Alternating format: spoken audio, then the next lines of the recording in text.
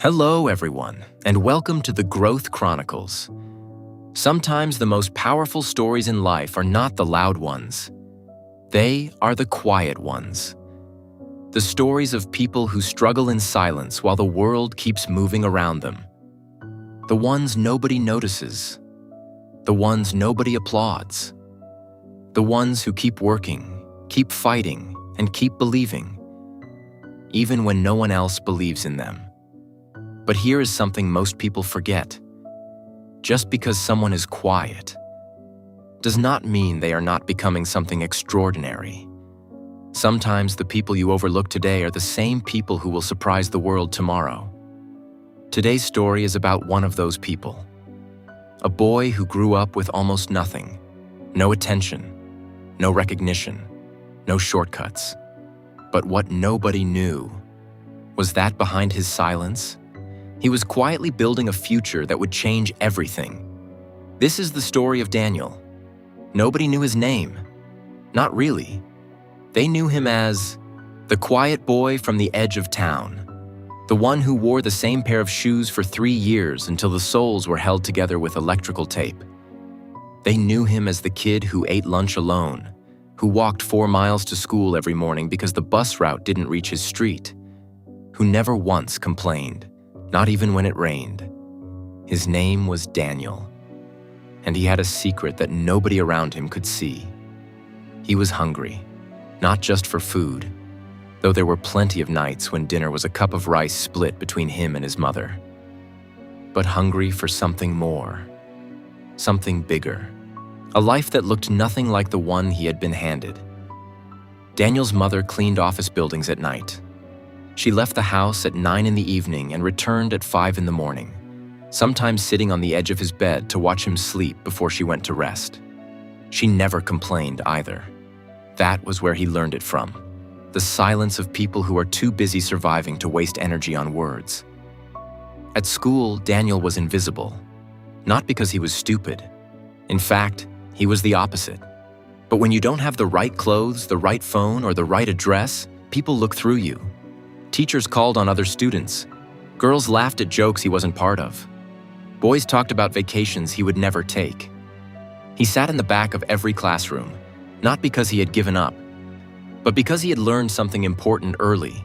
Nobody was coming to save him.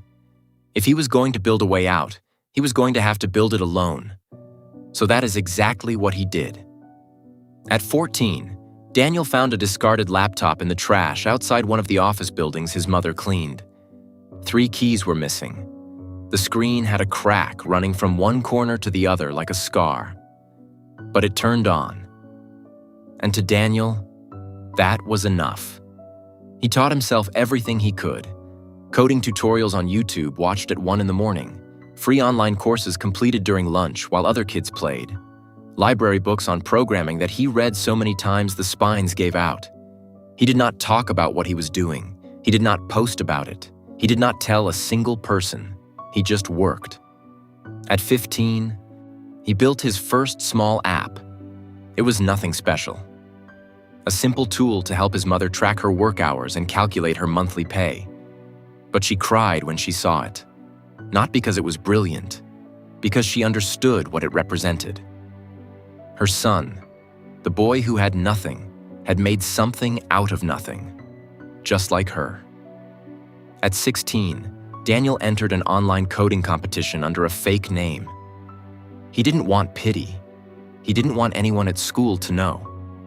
He finished 3rd out of over 200 entries. The prize was a $200 gift card.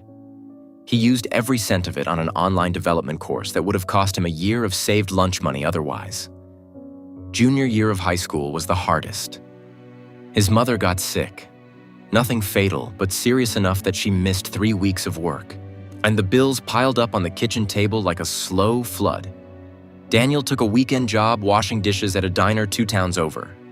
He woke up at 5 in the morning on Saturdays and Sundays, worked 8-hour shifts, came home, and still opened his laptop before he slept.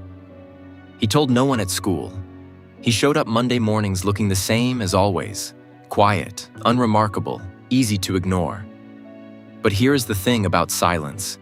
It is not the same as stillness. A river is silent under ice. It is still moving. The summer before his senior year, Daniel applied for a scholarship he found buried in a footnote on a state education website. It was a small scholarship, meant for first-generation college students demonstrating exceptional self-directed learning. He submitted his app, his competition results, like a portfolio of projects he had spent 2 years building quietly in the dark. He did not tell his mother. He did not want to give her hope that might be taken away.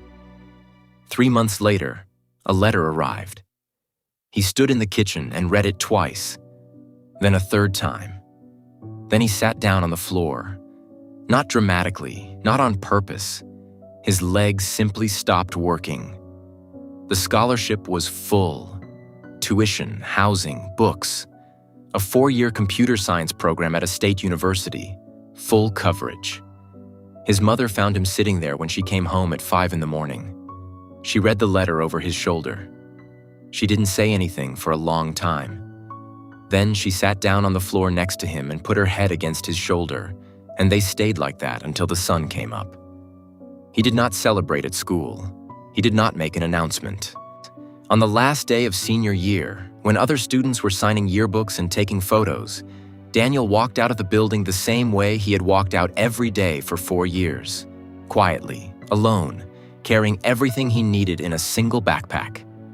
College was not easy. It was never going to be easy. He arrived with less money than most of his classmates spent on welcome week dinners. He worked part-time in the university's IT department. He ate cheap. He slept less than he should have. But for the first time in his life, he was surrounded by people who were as hungry as he was, and the feeling of that, of not being invisible anymore, was something he had not known he was missing until it was finally there. He graduated in 3.5 years. Not because he was rushing, because he had been moving at this pace his entire life. He accepted a position at a tech company 6 weeks before he walked across the stage. The salary was more money than his mother had made in the previous 4 years combined. On his first day of work, he wore a new pair of shoes. Not expensive ones, just clean. Whole, his own. He called his mother on his lunch break. She asked how it was going. He said, fine. She said, good. Neither of them are people who use many words. But somewhere in that silence, in the ordinary quiet of a son calling his mother on an ordinary Tuesday, everything that had ever needed to be said between them was said. Nobody at his new job knew where he had come from. They saw a composed, capable young man who asked smart questions and never seemed rattled. They did not know about the electrical tape on the shoes, the cracked laptop from the trash, or the Saturday mornings washing dishes before driving 2 towns home to open his computer in a cold kitchen. They did not know about the years and years of work done in complete silence, with no applause, no encouragement, no audience. And Daniel did not tell them. Not because he was ashamed, but because he understood something that most people spend their whole lives missing. The work was never about being seen. The work was about becoming. The recognition was never the point. The point was the river that never stopped moving, even when it was frozen over, even when no one believed there was anything underneath. He had spent his whole life being invisible, and in that invisibility, he had built something no one could take from him. Some people are loud about their dreams. They announce them, perform them, post them. Also, and there is nothing wrong with that. But then there are others, the quiet ones, the ones you walk past every day without seeing, who are doing something different. They are not talking about the mountain.